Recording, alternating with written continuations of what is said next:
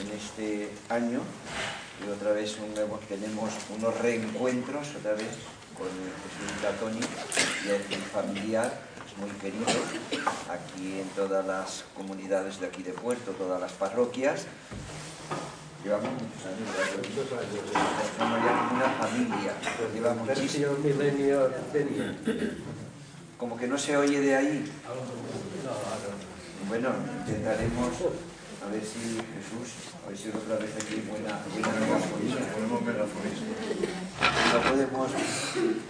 A ver, Toni, ahora yo lo que voy a decir no es tan importante, es más lo que vais a oír de Toni. Si no oís, pues os intentaréis acercar aquí en más sitio, pues con sillas, venís aquí más cercano, aquí también hay más cerca. Quiero deciros, primero, que tenemos un encuentro hoy, el 10, y otro es el 24. Las personas, como hay de otras parroquias, otras comunidades, que nos ha llegado esta hojita, para que recordéis, podéis cogerla después. Lo que queráis, aquí las dejo. Como veis, contenido no lo sé, simplemente es una espiritualidad en tiempos de crisis. Desde luego, yo estoy, después de oír tanto tiempo a Toni, estoy un poco nervioso también por oírlo, porque cuando me dijo por teléfono, podría resumir, pues me impactó mucho. Creo que nos va a todos a impresionar un poco. Esperemos mucho. No tenemos que decir muchas más cosas de él. Creo que ya es conocido de todo suficiente y entonces pues le damos una gran acogida y vamos a escuchar sus palabras. Bueno, pues buenas tardes, lo primero. Sí que me oiréis, poco a poco me iré empalando. Mirad, como otras veces, las dos sesiones están en continuidad, pero voy a procurar que cada una tenga sentido en sí misma. Para quien no pueda venir, bueno, pues... Pero ya digo, lo importante es que percibáis lo que voy a pretender en estas dos sesiones. Cuando digo espiritualidad en tiempo de crisis es porque me sitúo desde nuestra fe cristiana. Y yo, dedicándome como me dedico más a la teología, evidentemente yo no os voy a hablar aquí de economía, ni de sociología, ni de politología. Es decir, a la teología se le ha acusado a veces de meter de matute otros saberes. Digo, para analizar la crisis en el sentido económico, pues yo no soy competente. Lo importante sería pues llamar a un economista que nos diera claves, ¿no? O para hablar de la crisis de valores en las democracias formales, pues habría que llamar a un politólogo. Ahora, yo soy consciente que estamos perdiendo suelo, y es verdad. Hoy en nuestra cultura, por lo menos europea, vengo este mes de México y los códigos de allí son otros, pero es evidente que en nuestra cultura concreta estamos como perdiendo suelo, es verdad, suelo a muchos niveles. Entonces yo lo que quiero dar es pistas desde la fe cristiana, desde nuestra fe en Jesús, para podernos manejar y ubicar, atención a esta expresión que es la que voy a manejar hoy, a ubicarnos evangélicamente en un tiempo de crisis en que parece que muchas situaciones vividas quedan como ya dadas por hecho. ¿Qué quiere decir? Dar por hecho situaciones vividas. Yo soy, a mis 62 años, de una generación que evidentemente cada generación ha vivido mejor que la anterior. Hoy, por ejemplo, la crisis supone que la generación que viene lo tiene peor que la anterior. Por ejemplo. O sea, hay situaciones nuevas y situaciones que nos cambian el suelo. Entonces yo lo que quiero es dar una serie de pistas, recetario no hay, para que nos ubiquemos evangélicamente. Porque yo creo que ante la realidad que vivimos, una realidad, pues como digo muchas veces, muy ensombrecida, porque es obvio, pues los cristianos tenemos el riesgo de no ubicarnos en la vida evangélicamente, sino ubicarnos de maneras que fomenten la desesperanza o la desolación.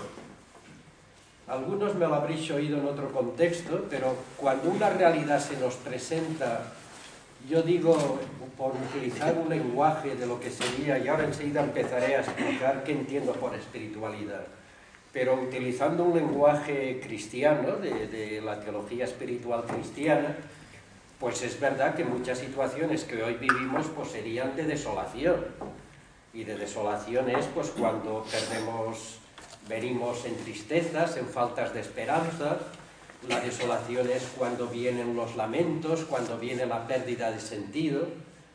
Entonces, ¿qué ocurre? Que muchos cristianos, y esto es lo que tendremos que dar pistas para evitar en la medida de lo posible, tenemos la trampa, la tentación, de lo que yo llamo instalarnos en la desolación.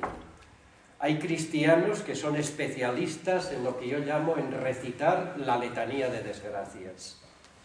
Es decir, cuando la realidad, insisto, se nos presenta como compleja, como es la realidad que vivimos, cuando se nos presenta una realidad a veces que no se ven salidas fáciles, y es verdad, cuando se presentan realidades en que falta muchas veces sentido y esperanza, y es verdad. ¿Cuál es la tentación de muchos cristianos? Repito, instalarse en la desolación, en el lamento y en la gesticulación inútil.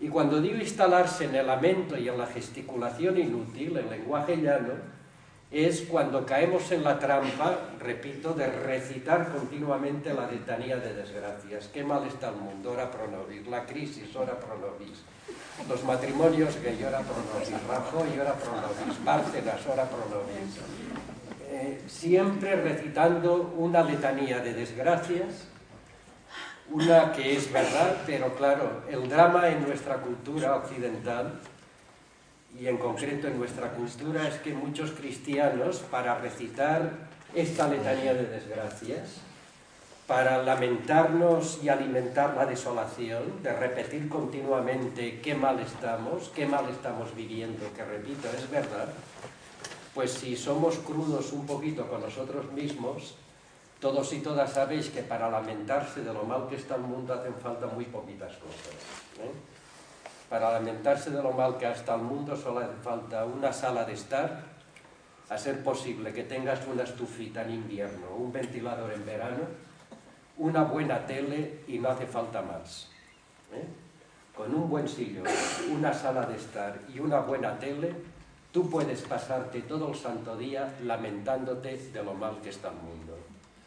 Pero evidentemente, cuando ante una realidad desolada nos situamos alimentando la desolación, no vehiculamos, no transmitimos buena noticia. Y lo propio del cristiano, y esto va a ser el tema de hoy, es recuperar las claves hondas de la buena noticia de Jesús para la próxima sesión ver cómo esa buena noticia de Jesús, repito, en la vida cotidiana, pues la podemos seguir alentando y animando. Entonces, cuando digo que no hay que instalarse en la desolación, no quiere decir que no seamos conscientes de la realidad que estamos viviendo. No olvidéis nunca que nuestra fe cristiana es una fe encarnada.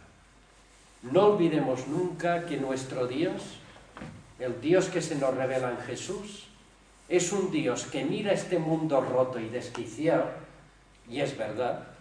Yo creo sinceramente que este mundo nuestro es un mundo que muchas veces, como todos y todas sabéis, ha pasado por situaciones realmente muy duras, muy duras. O sea, es decir, yo soy consciente que hoy hablamos de crisis, pero seamos muy conscientes de que también tendemos a perder memoria. Hoy hablamos de crisis, que es verdad, pero no olvidemos que, por ejemplo, el siglo XX para los europeos ha sido el siglo de los horrores. Yo sigo insistiendo, y aquí lo he dicho, como los cristianos europeos tenemos una facilidad tremenda para perder memoria. Hoy hablamos de crisis, pero es que este mundo nuestro es un mundo roto. Solo en Europa, en el siglo XX, murieron 42 millones de europeos. Y no olvidéis hoy que queremos construir una comunidad europea, pero sobre un campo de cenizas y un campo de huesos, y eso nunca lo queremos saber y olvidar. Por eso digo que el cristiano tiene que ser lúcido, es verdad. Y nosotros sabemos que no vivimos en el mejor de los mundos posibles, y es verdad. Y nosotros sabemos que vivimos en un mundo que ha habido y hay mucho desgarro y mucho sufrimiento, y es verdad. Nuestro cristianismo, que se basa, como ahora entraremos enseguida, en una fe histórica, no tiene nada de ingenuo. Nuestra fe no es una fe boba, bobalicona, ingenua. El cristiano sabe en qué mundo vive. Yo a estas horas de mi vida sé, repito, que vivo en un mundo muy roto y muy desquiciado. Y esto lo sé y lo sabemos. Aquí cuando digo saber, sí que me gustaría que tuviéramos presente que cuando hablo de saber, no hablo de acumulación de conocimientos, ¿eh? La sabiduría cristiana es sabiduría acumulada en la Iglesia. Cuando digo saber, en el lenguaje que yo voy a utilizar esta charla y la próxima, repito, no es saber cosas, muchas cosas, ¿no? Saber es, pues mira, igual que todos los que estáis aquí, a mí de pequeño me enseñaron que 2 por 2 son 4, me enseñaron de pequeño que 2 por 2 son 4, y yo hoy sigo sabiendo que 2 por 2 son 4. A mí de jovencito me enseñaron a ir en bicicleta, que eso no se olvida, como sabéis, y yo sé andar en bicicleta, sé andar en bicicleta. Pues yo sé, como cristiano y como ciudadano, yo sé que vivo en un mundo roto y muy desquiciado. Y que vivo en un mundo en que a la mayoría de las criaturas de Dios no les va bien, ¿eh? Y por eso, ante este mundo roto, este mundo en crisis, no olvidéis que en griego crisis viene de un verbo, el verbo krino, que crisis, poner en crisis una realidad, es, en Valencia diríamos, sacsecharla, ¿no? O sea, una realidad se pone en crisis cuando se somete a juicio, cuando parece que la agitas, cuando parece que pierde suelo, ¿no?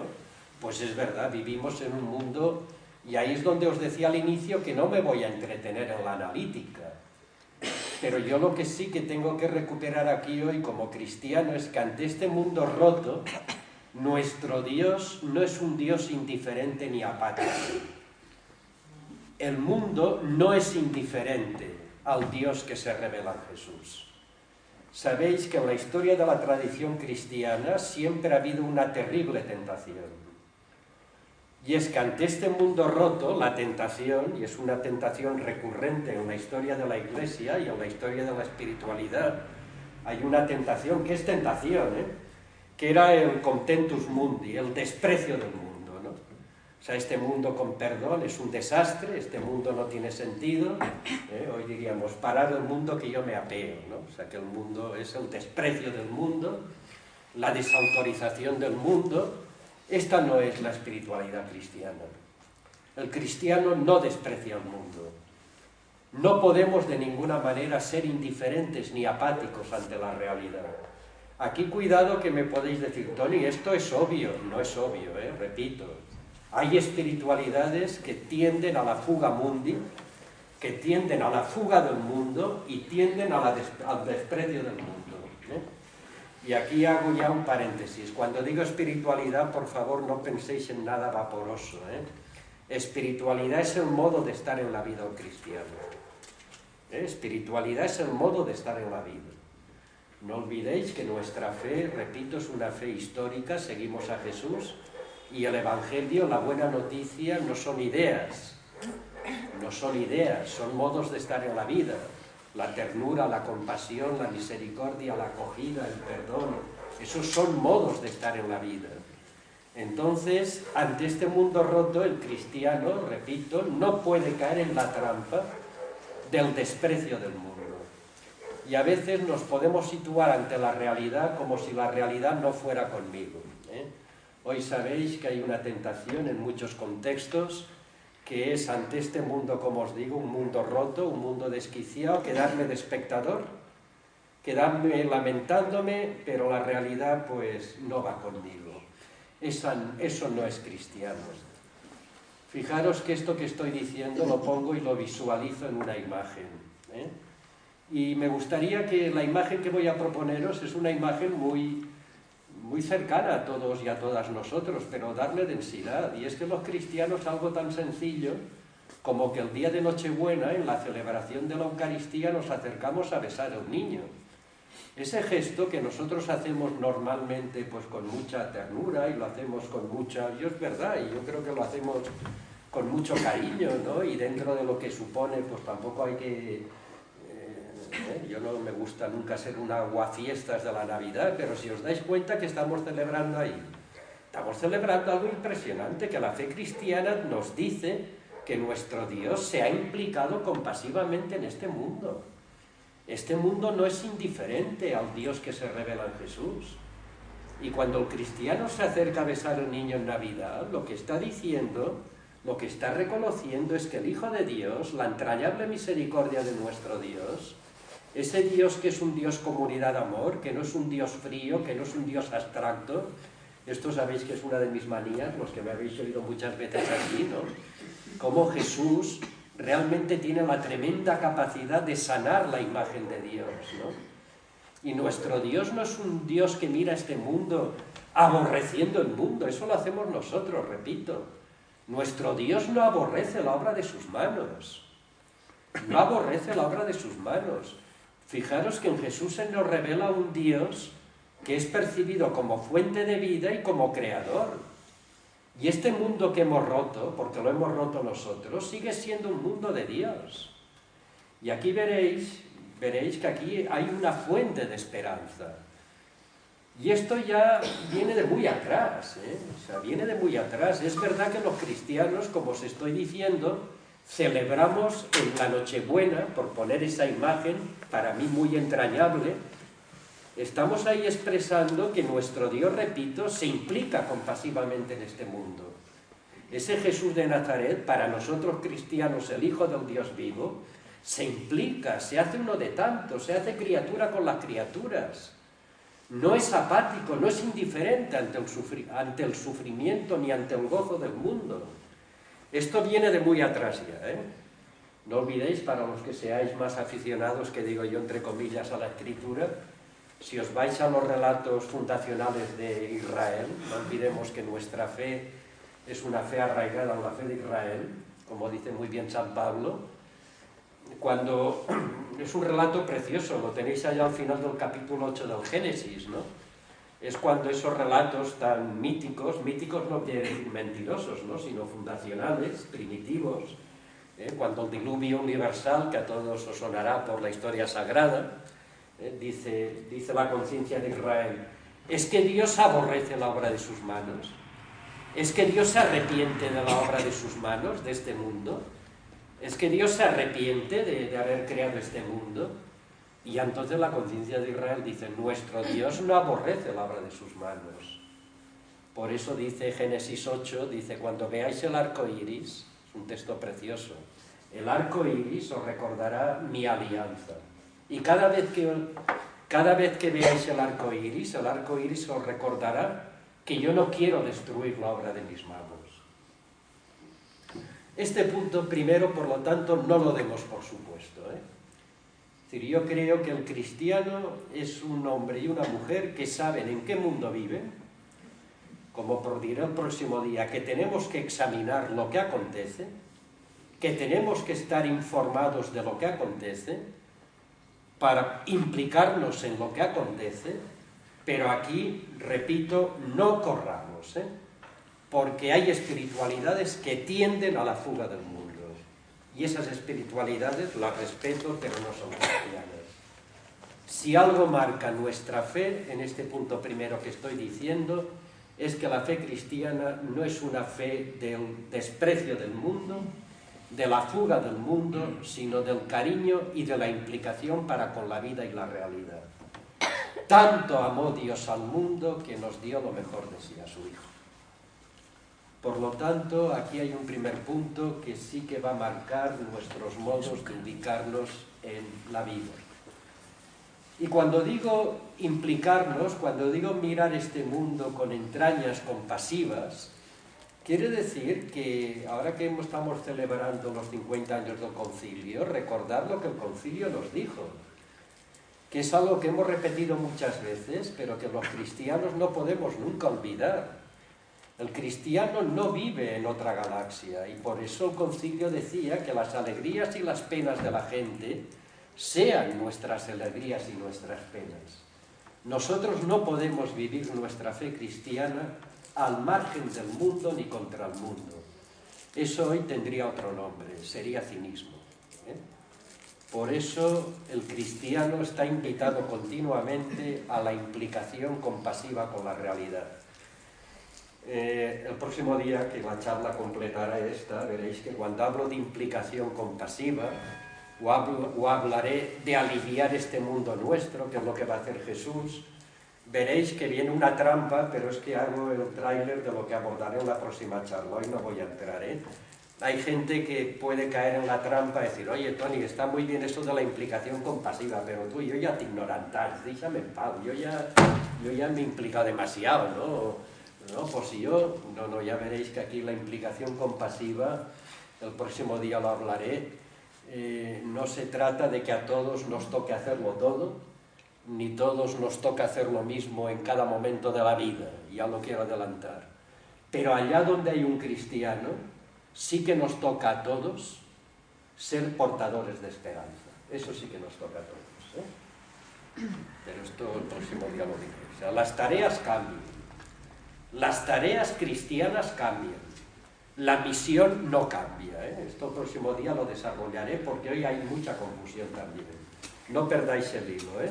Estoy diciendo que en una buena espiritualidad cristiana no podemos desimplicarnos de la realidad porque nuestro Dios no se desentiende, se implica en Jesús. Y aquí vendrá esa tentación, che, déjame en paz, si yo ya he cumplido, si yo ya...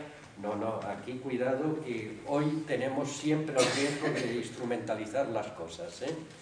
Evidentemente que ya os lo diré el próximo día, la misión de todo cristiano dura hasta el día que morimos. El cristiano y la cristiana son hombres y mujeres que estamos enviados al mundo para aliviar el mundo. Y eso no es cuestión de edad ni tarea. Las tareas cambian, la misión cambia. Este punto veréis que nos puede ayudar bastante el próximo día cuando hable de discernimiento. Esto que estoy diciendo es evidente, O sea, yo no puedo hacer hoy a los 62 años lo que hacía a los 30 años en un barrio de Alicante viviendo con 7 bandarrillas de 15 años. Si lo quisiera hacer ahora yo no tendría energías para hacerlo, y es más, si lo quisiera hacer haría el ridículo. Las tareas cambian y no es lo mismo lo que tú puedes hacer cuando estás criando a tus hijos pequeños que cuando los tienes criados. O sea, las tareas cambian, pero cuidado, aquí no estoy hablando ahora de tareas, Aquí estoy hablando que allá donde hay comunidad cristiana y allá donde hay un seguidor y una seguidora de Jesús, no puede caer en la trampa de decir el mundo no va conmigo. Pero os pongo ahora otra imagen también. Al igual que os decía que la imagen de la Nochebuena nos lleva a mirar el mundo concreto con entrañas compasivas, y es verdad, nuestro Dios no mira este mundo con apatía, no mira este mundo con resentimiento, que va, al revés. En cambio sabéis, porque la liturgia es sabia, a mí siempre me gusta decir esto, cuando digo la liturgia es cuando la comunidad celebramos, no me estoy refiriendo a las rúbricas, a las letritas rojas del misal, sino cuando la comunidad está celebrando. No olvidéis que hay otro momento en el año que también nos va a dar otra clave de lo que es situarnos en el mundo roto, porque no pierdo la perspectiva, que yo no vivo en el mundo que me gustaría, sino en el que tengo. También hay otro momento en el año que también nos acercamos, yo creo que con mucho cariño y con mucha sensibilidad, porque es verdad, creo que ahí hay dimensiones de lo mejor de la religiosidad popular, y es que el Viernes Santo nos acercamos a besar la cruz. Qué curioso, el día de Nochebuena nos acercamos a besar al niño, y el Viernes Santo nos acercamos a besar la cruz. ¿Y qué está significando eso? Pues algo muy hondo. Que el cristiano, igual que sabe que nuestro Dios se ha implicado compasivamente en este mundo, Y por eso el día de Nochebuena besamos al niño con agradecimiento y reconocimiento de que ese Dios compasivo ha venido a nuestras vidas. También el Viernes Santo reconocemos con dolor, pero con conmoción, que este mundo expulsa la misericordia. El Viernes Santo lo que estamos reconociendo, que paradójicamente este mundo en el que nuestro Dios se ha implicado, en el que nos tenemos que implicar compasivamente, es un mundo que no tolera la bondad, que no tolera la justicia, que no tolera la fraternidad, sino que parece que este mundo, ante la cruz de Cristo, cosa que siempre nos resulta dificultosa, este mundo nos está revelando, pues que parece que al final la última palabra, parece, ya veremos que no tiene la última palabra, pero hoy, vamos, en tiempo de crisis esto queda más patente y más a flor de piel, que cuando nos acercamos a besar la cruz, porque evidentemente, como todos y todas sabéis, Jesús en cruz no es un hombre que se muere, sino que lo ejecutan, y que a Jesús se lo quitan de en medio con un doble juicio político y religioso, que Jesús no se muere, sino que lo ejecutan, y aparece ahí que parece, repito, que la última palabra en este mundo, como dice el Salmo, la tiene el sarcasmo de los satisfechos y el desprecio de los orgullosos. Porque eso es lo que acontece en Jesús. Un Jesús que se implica compasivamente en este mundo y en esta realidad, un Jesús que ha pasado por la vida haciendo el bien, un Jesús que por la vida ha ido experimentando que la experiencia de su Dios, de nuestro Dios, de su Padre y nuestro Padre, le lleva a esa implicación compasiva. No olvidéis que Jesús anuncia la buena noticia de Dios y curaba todo achaque y enfermedad del pueblo. Jesús pasa haciendo el bien, pero Jesús va experimentando también, ahí está el doble polo en el que un cristiano se mueve, el doble polo, por eso utilizo estas imágenes, porque además son como relativamente fáciles de incorporar y retener. Por una parte, insisto, el cariño para con el mundo, es nuestro mundo, no somos ajenos a este mundo nuestro, este mundo es en el que tengo que querer, este mundo es en el que me tengo que implicar, pero el cristiano sabe, porque no es ingenuo, que este mundo nuestro está configurado por estructuras y situaciones de pecado. Y cuando digo pecado, estoy diciendo de ruptura, de desenfoque. Es un mundo desquiciado. Y realmente en este mundo, si no somos ingenuos, repito, o bobalicones, pues da la impresión que el Dios que está ganando la batalla, el Dios que está ganando la batalla, el Dios que da la impresión que se carcajea del crucificado y de los crucificados, como se carcajearon de Jesús, ¿recordáis? Ante la cruz, el momento más duro. Y yo sigo diciendo que el momento más duro del Evangelio, el momento de más sarcasmo, es ante la cruz, cómo se carcajean delante del Cristo puesto en cruz los orgullosos y los satisfechos. No sé si esto lo habéis pensado con serenidad. Ante la cruz se carcajean aquellos que han hecho del dinero su Dios, y ante la cruz se carcajean aquellos que han hecho de la injusticia su negocio. No olvidéis que ante la cruz los poderosos de Israel se carcajean de Jesús. Venga, hombre, has salvado a otros, sálvate a ti mismo. Venga, si eres hijo de Dios, baja de la cruz y creeremos en ti. Venga, has salvado a otros, sálvate a ti mismo. Es exactamente hoy como el mercado y el capital se carcajea de los crucificados. Se carcajea, no nos engañemos. Se carcajea. Como dice un financiero norteamericano, claro que hay lucha de clases, pero gracias a Dios la hemos ganado los ricos. Es decir, claro, entonces el cristiano no ignora esto. El cristiano sabe que la cruz de Jesús no es un malentendido.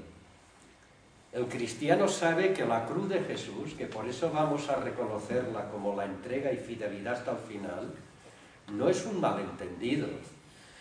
Jesús no va a la muerte por una especie de malentendido histórico, como diría el gran teólogo Bultmann, ni mucho menos. Jesús va a la muerte por fidelidad a los sufrientes de este mundo.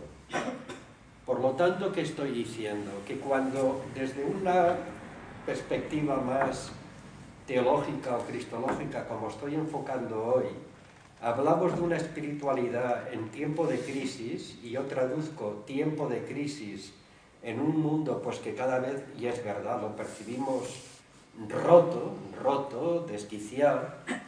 Os propongo, antes de seguir, estas dos imágenes que ayudan a centrarnos, que como veis nos van a llevar pues, a una disposición de discernimiento. Y es que, efectivamente, parece contradictorio, pero ahora veremos que no es. Por una parte, el cristiano no se puede desentender de ninguna manera de este mundo nuestro. Eso es lo que expresa el beso del niño en Nochebuena. Cuando besamos a esa criaturita, estamos diciendo que esa criaturita expresa tantas criaturas de Dios por las que vale la pena vivir. Tantas criaturas de Dios por las que vale la pena hacerle sitio. Tantas criaturas de Dios que vale la pena acoger. Tantas criaturas de Dios que vale la pena alentar, que vale la pena cuidar, que vale la pena sanar. Todo eso está expresando el beso del niño de Belén.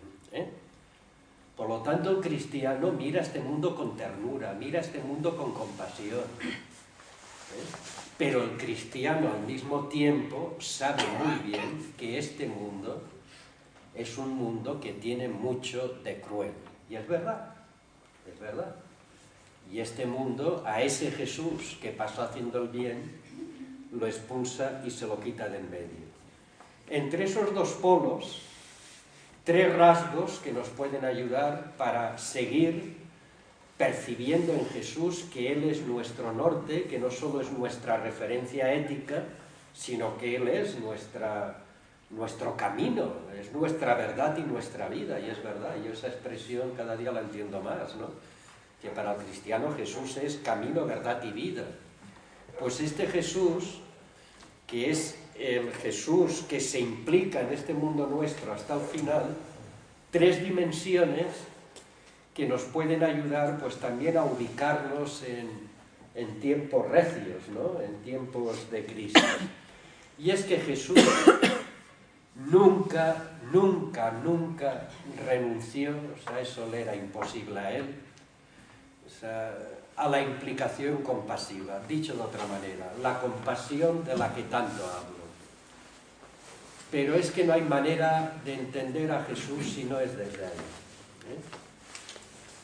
Yo os invito, y algunas y algunos me lo habéis oído, a que leáis el Evangelio en esta clave.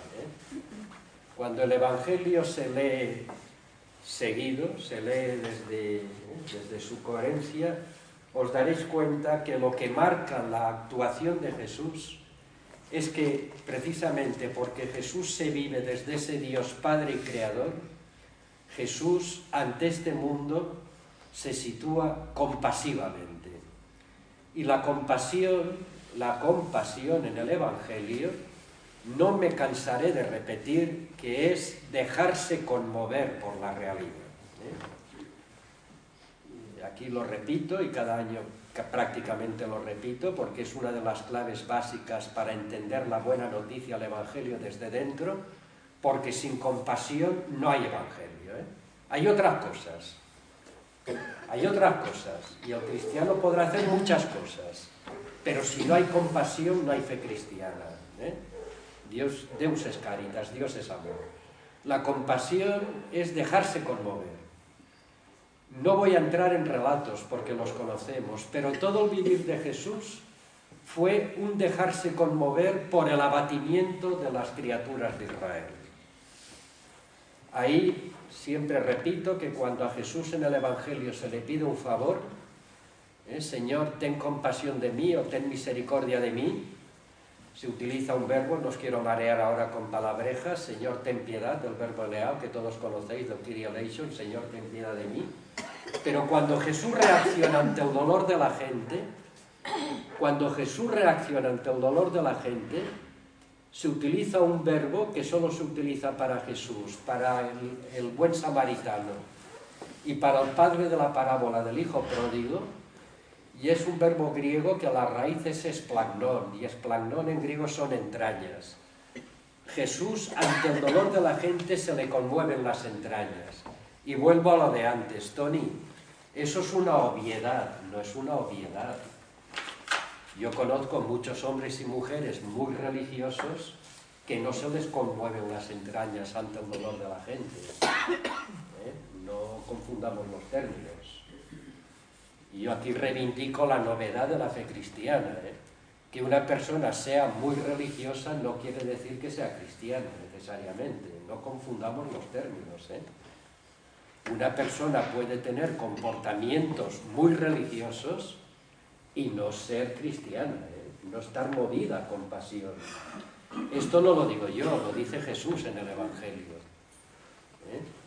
No olvidéis, lo digo por no dar por supuestas las cosas. Hay hombres y mujeres, dice Lucas 18, que se sienten a bien con Dios,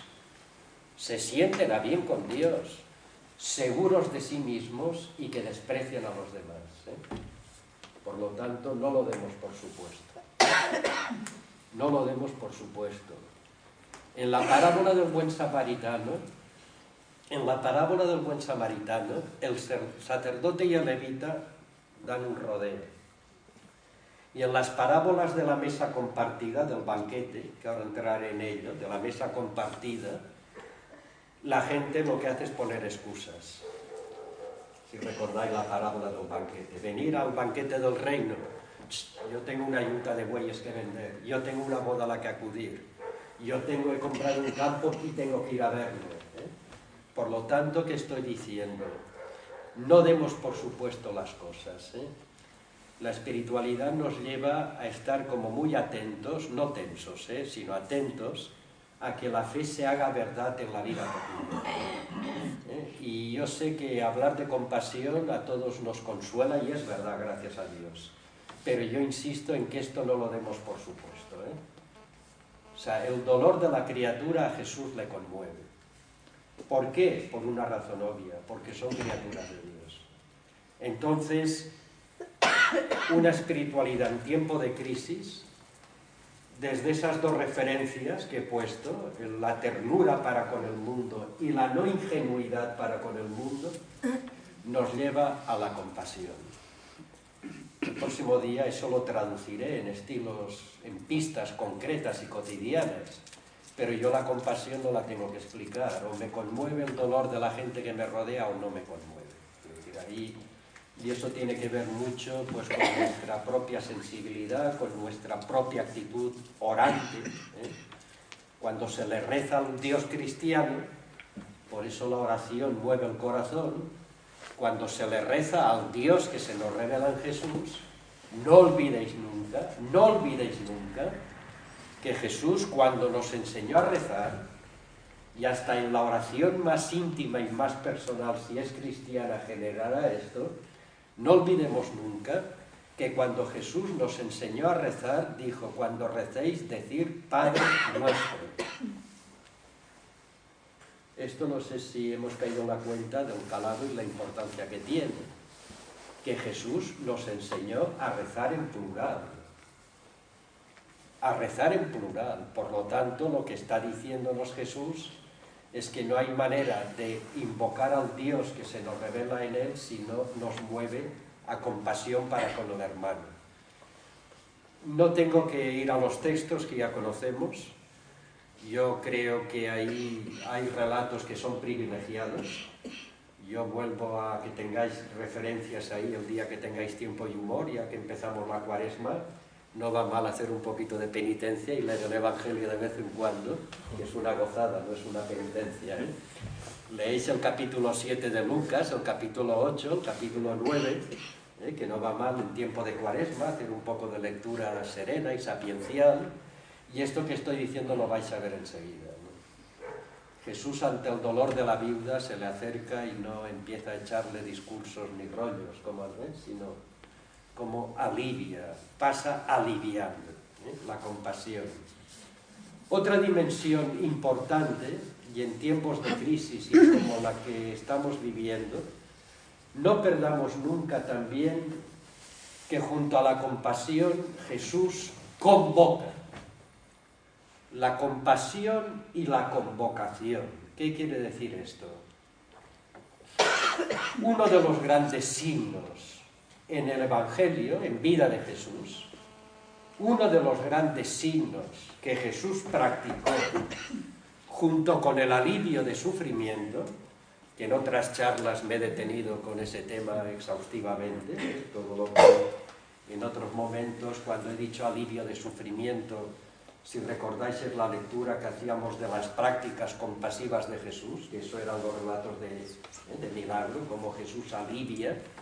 El otro gran signo es que precisamente porque Jesús es compasivo, Jesús quiere reunir a los hijos de Israel, es la expresión de la fraternidad, en torno a la mesa compartida.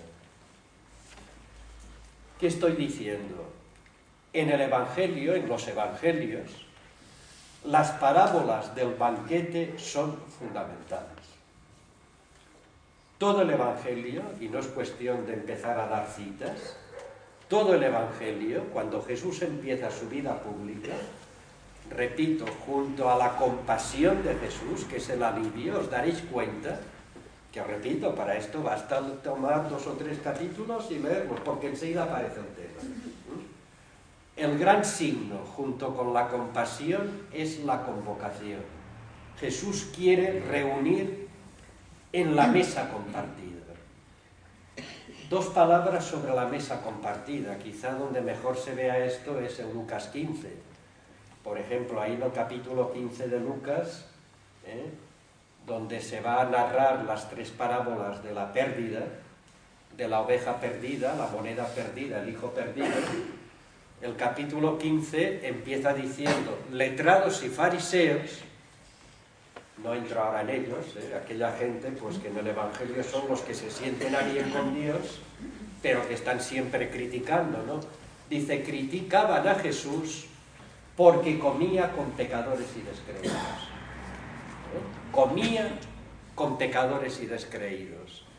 En otros momentos Jesús dirá, el reino de Dios se parece a un señor que convocó un banquete e invitó otra vez el banquete. ¿Por qué el banquete? ¿Por qué la mesa compartida? Esto nosotros lo podemos leer y decir, bueno, pues mira, qué interesante, ¿no? Qué cosas tiene Jesús, ¿no? No, esto en el contexto es fundamental. ¿Por qué?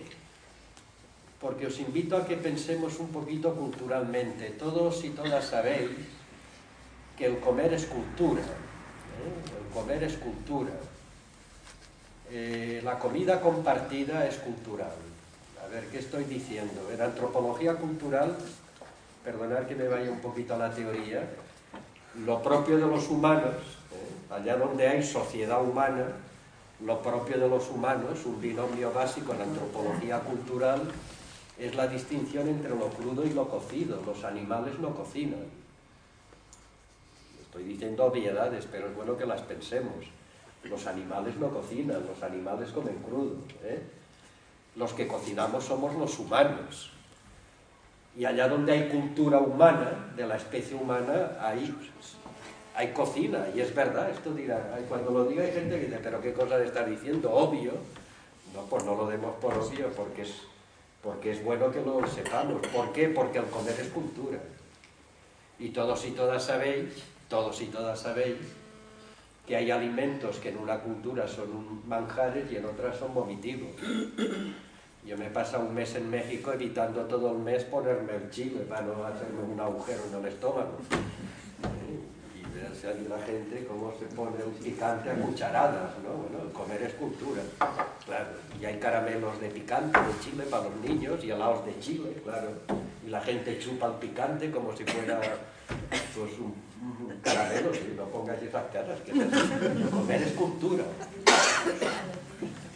Y atención a esto sobre todo, hay formas de comer que en una cultura son pensables y en otra cultura son impensables, ¿eh?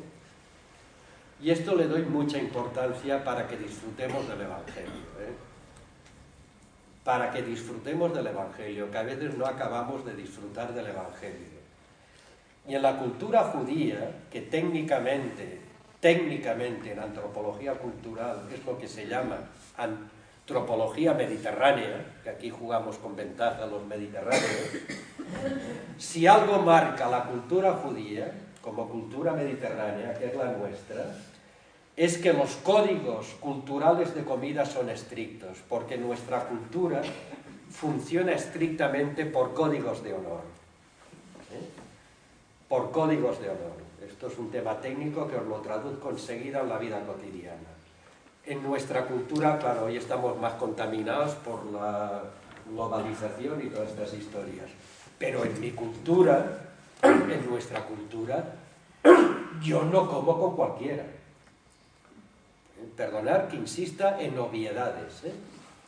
Si yo entro a un restaurante con un amigo o una amiga, con mi hermano, en mi cultura es impensable, porque yo no voy a comer si me sientan en una mesa con desconocidos.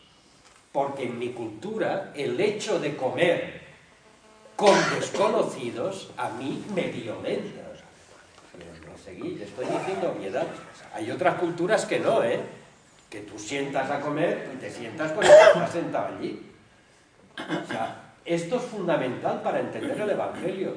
Y ahora veréis por qué. Un exegeta alemán dijo que a Jesús lo mataron por su forma de comer. Y esto no es ninguna butad, ¿eh? Es verdad. Claro. Entonces, ¿qué está diciendo Jesús con la comida compartida? ¿Por qué los fariseos y letrados critican a Jesús porque come con fariseos y descreídos? Porque comiendo Jesús con la chusma que dirá el Evangelio de Juan, comiendo Jesús con aquellos que no tienen sitio en Israel, porque se sienten manchados, despreciados, humillados, los jamarets, la inmensa mayoría de la gente, comiendo con ellos, haciendo comunidad de mesa con ellos, y fijaros la fuerza que tiene la comunidad de mesa, que de ahí saldrá la Eucaristía, ¿eh? Y de ahí saldrá la celebración cristiana desde el origen hasta hoy, en celebrar alrededor de una mesa compartida.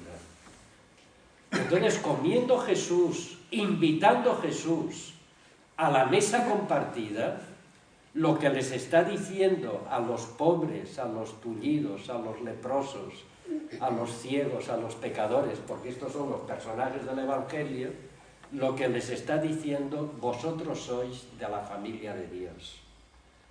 Pero claro, esto los que se sienten a bien con Dios no lo toleran.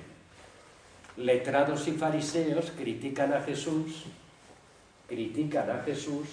porque comía con pecadores y descreídos. ¿Qué estoy diciendo? Que todo el proyecto vital de Jesús fue generar fraternidad, convocar a la mesa, convocar a disfrutar todos juntos de los bienes de la tierra. Esto es la mesa compartida. El gran signo del reino, repito, junto con el alivio de sufrimiento, es la invitación a sentarse todos en la misma mesa, porque todos somos iguales en dignidad ante el mismo Dios y Padre. Pero esto no fue soportado, y por eso entenderéis que si leéis el Evangelio en esta clave, Jesús experimentó profundas resistencias a esta convocación. Y el Evangelio, si lo leéis desde ahí, veréis el dolor que tuvo que experimentar Jesús, de ver cómo los hombres religiosos daban rodeos ante los abatidos, buen samaritano, recordáis, cómo dan rodeos, y cómo la gente pone excusas para no sentarse a la mesa compartida. Y poner excusas para no sentarse a la mesa compartida es poner por encima de la fraternidad los propios intereses.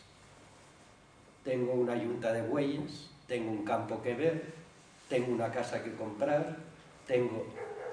Entonces esto lleva a que Jesús dice, pues no queréis entrar a la fiesta del reino, no queréis entrar. Dice, bueno, pues salir a los caminos y traerme a los cojos, a los pobres, porque estos van a ser. ¿Qué estoy diciendo? Que todo el proyecto vital de Jesús, y más que proyecto, la palabra no me gusta, porque proyecto suena a programa, y yo creo que en Jesús es algo más, muchísimo más. Jesús lo que pretende, por lo tanto, es la compasión, y desde la compasión convocar a la mesa, convocar al compartir, convocar, y esto no es aceptado. Vuelvo a insistir en esos dos polos, ¿no? Entonces, ¿por qué no es aceptado? ¿Por qué no es aceptado? Pues si os dais cuenta por todo lo que estamos reflexionando y sabéis, por algo que es de fondo, y es que la imagen de Dios que vive Jesús es radicalmente novedosa. Radicalmente novedosa. Igual que estoy diciendo todo el rato, que no hay experiencia de Dios si no hay implicación con el mundo, no hay experiencia de Dios, de un Dios cristiano y viceversa, si no hay experiencia de construir fraternidad y mesa compartida. Y hay otras imágenes de Dios pues, que llevan a otros derroteros y otros caminos, ¿no? Entonces la convocación, este es el texto que yo cito mucho porque es de una ternura impresionante, pero expresa este dolor de Jesús. Ya digo, el Evangelio es que es fascinante porque es la vida misma, ¿no? Recordáis en Lucas 13, 31 y siguientes, es cuando Jesús ya estamos llegando hacia el final, ¿no? Camino de Jerusalén, es cuando Jesús, recordáis que llega ya a las puertas de Jerusalén y Jesús se lamenta, es el lamento ese que le surge en el texto paralelo con un gemido interior de dolor, de pena diríamos hoy, ¿no? Es decir, Jerusalén, Jerusalén, la que matas a los profetas y a los que a ti han sido enviados. Y ahora es cuando dice Jesús, yo tan solo he querido reunir a tus hijos, como la clueca reúne bajo las alas a los pollitos. ¿Ves? Eso es lo que ha pretendido Jesús, que los hombres y mujeres en este mundo pudiéramos vivirnos como criaturas, en fraternidad, como hijos e hijas de Dios, en la mesa compartida para disfrutar de los bienes de la tierra como criaturas de Dios que somos. Que el proyecto, que digo, es más que proyecto, Yo creo que es fascinante, porque esto es la novedad cristiana, Un Dios Padre de todos, que siente ternura por sus criaturas, que nos acoge y nos invita a la mesa de la fraternidad, dicho con más ternura aún, como veis en boca de Jesús, yo tan solo he querido reunir a tus hijos como la clueca reúne bajo las alas a los pollitos. Pero lo más duro y que no podemos olvidar, vuelvo a esa doble dinámica, que en este momento Jesús con dolor dice, no habéis querido. No habéis querido. La casa se os quedará vacía. La casa se os quedará vacía. Jesús experimenta pues este punto, que la convocación no es querida. Y hoy tampoco hay que ser como muy hábiles pues para reconocer que este mundo que está configurado desde el sarcasmo y el desprecio, en que el Dios mercado, que tiene nombres y apellidos, el mercado si no parece que se burla de los crucificados, porque se sigue burlando, pues este mundo también se resiste y nos resistimos también pues al querer realmente construir una convocación fraterna, ¿no? Pero el tercer punto que nos atañe es que Jesús se implica compasivamente, nos convoca desde la filiación y fraternidad, pero Jesús no solo es compasivo y nos convoca a la mesa compartida, sino que Jesús mantiene la esperanza hasta el final. Jesús no se retira. Jesús no se abate en el sentido de abandona. Jesús es fiel. Vamos a fijarnos un poquito en esa fidelidad que veréis que no es obcecación. Ese Jesús que se implica compasivamente, ese Jesús que convoca a la mesa, experimenta resistencias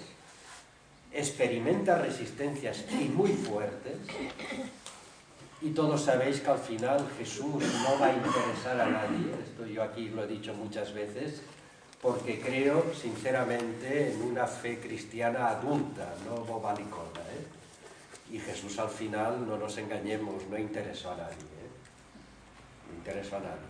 O sea, Jesús al final, como sabéis, pues los suyos dicen: no nos interesas porque no nos has dado primeros puestos ni beneficios, y en Getsemaní abandonan. Pedro dirá: este no lo conozco. La gente, Jesús les dirá: con dolor me buscáis tan solo porque os di de comer. Y evidentemente a las autoridades no les interesa. Pero Jesús es fiel. ¿Y qué hay detrás de la fidelidad de Jesús? Pues una inquebrantable fidelidad al Dios de la vida y a sus criaturas. La fidelidad de Jesús la explico en una imagen que todos conocéis y todas, que la tenéis en esa parábola del buen pastor, en el capítulo 10 del Evangelio de Juan, que es una parábola que parece así como muy bucólica, pero es demoledora también. Si recordáis, en la parábola del buen pastor, en el capítulo 10 del Evangelio de Juan, Jesús hace una contraposición entre el asalariado y el buen pastor. Son imágenes, es verdad, que no son de nuestra cultura, pero son muy fáciles de entender. Dice que el asalariado, que la clave de la parábola es aquel que tiene a un Dios por amo, y por lo tanto ante este Dios solo quiero yo negociar mi propia salvación. En el Evangelio es, como os he dicho, aquellos que se sienten a bien con Dios, seguros de sí, que desprecian. Dice la parábola del buen pastor que el asalariado, cuando ve venir el lobo, huye. Cuando ve venir el lobo, huye, porque a las ovejas no le importan. Lo que les pasa a las criaturas no le importa. En cambio, dice que el buen pastor, cuando ve venir el lobo, no huye. Cuando ve venir el lobo, no huye. Dice: ¿por qué? Porque conoce a las ovejas y las quiere. Las conoce y las quiere. Entonces, lo que está diciendo la parábola es una lectura muy honda de todo lo acontecido en Jesús, que Jesús, cuando ve venir la adversidad, cuando va viendo que se va imponiendo la dureza de corazón, Jesús no huye. Pero atención, no huye no por obcecación, sino por fidelidad.